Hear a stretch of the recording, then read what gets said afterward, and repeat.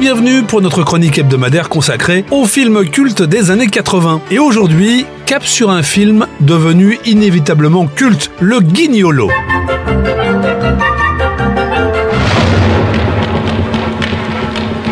que vous me prenez pour un guignolo? Bonjour.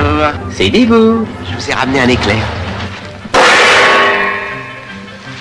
Puis-je, avec votre permission, mon cousin a téléphoné à Venise. Je suis content. Vraiment content. Qui c'est celui-là? Un guignolo. Moi?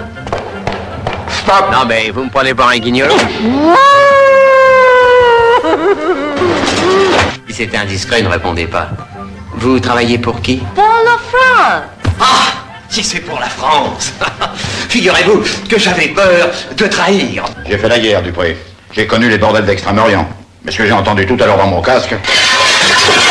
Salope, il a parlé. Nous avons déjà eu 2 morts aujourd'hui, restons-en là. C'est ça. Soufflons un peu. Monsieur? Qui êtes-vous, monsieur? Le mari, monsieur. Je sais ce qu'il me reste à faire. Je ne fais pas dans l'utile, je fais dans le romanesque. Sorti en plein apogée de la carrière de Jean-Paul Belmondo, ce film réalisé par Georges Lautner nous plonge dans les aventures rocambolesques d'Alexandre Dupré, un escroc toujours tiré d'affaire par un mélange de culot, de charme et de chance insolente. On y retrouve tout ce qui fait le sel du cinéma populaire français des années 80. Cascades, humour, répliques savoureuses et un goût de l'exotisme en arrière-plan. Madame, je bénis cette rencontre.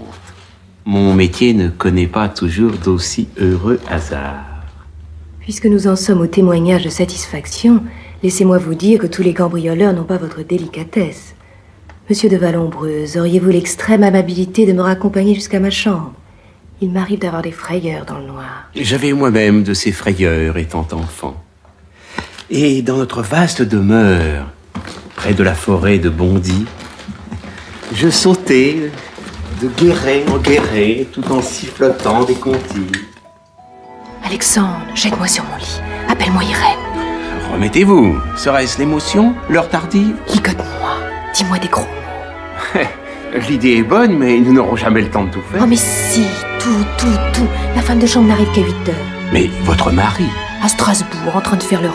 Bon, il faut tout pour faire un monde. À l'image de son héros, Belmondo porte le film à bout de bras. D'ailleurs, ce rôle illustre parfaitement ce qui faisait son aura. Un mélange de gouaille parisienne et d'aventurier inclassable. Pour le public, voir Bébel courir sur les toits de Venise ou se sortir des pires situations avec un sourire en coin, c'était plus qu'un spectacle. C'était une promesse de légèreté et d'évasion. Vous avez parlé de la somme la plus basse.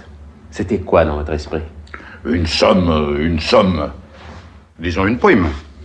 Un pourboire. Une gratification. Voilà, j'ai trouvé le mot. Une gratification. Un proxénète mesquin. Voilà, j'ai trouvé le mot. Un proxénète mesquin. Elle tapera les ordres de mission en 8 exemplaires sur papier carbone. Ça vous a vraiment choqué, vous? Ah, il y a eu de grands moments, monsieur Dupré, hein. De grands moments. Georges Lautner, déjà célèbre pour ses comédies policières et son partenariat avec Michel Audiard, propose ici un ton burlesque, jonglant entre farce et comédie d'action. Le scénario ne cherche pas la vraisemblance absolue, mais plutôt une mécanique de gag, d'escroquerie et de rebondissements improbables. Et ça marche, car le film offre une fantaisie pure, presque cartoonesque. Vous n'avez rien entendu? Non. Vous ne sentez rien? Non. Il flotte dans cette pièce comme un parfum de trahison. À qui est ce pantalon? Mais... Ne dites rien. Je devine tout. Votre amant est ici. Non Ce cri est un aveu. Où est ce misérable? Vite! Une arme à réquisition, si possible. Je ne vais pas faire de détails. Une balle pour lui. Une balle pour vous, madame. Et la dernière, pour moi. Ça va pas, monsieur?